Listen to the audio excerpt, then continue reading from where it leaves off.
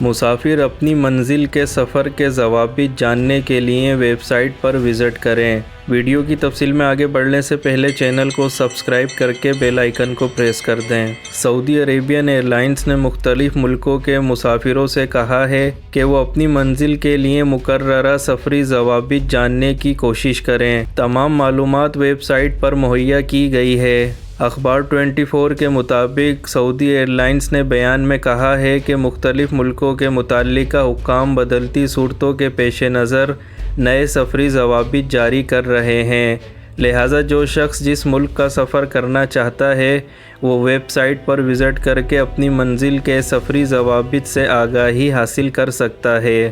بیان میں مزید کہا گیا، ضروری نہیں کہ جو آج ضوابط ہیں کل بھی وہی رہیں گے۔ یاد رہے کہ سعودی عربین ایئر لائنز نے چند دن قبل ٹویٹ کیا تھا، آپ نے سفری بیگ تیار کر لیے ہیں۔ بعد میں ایک اور ٹویٹ کیا گیا جس میں لکھا ہے، اپنی اگلی منزل شیئر کریں۔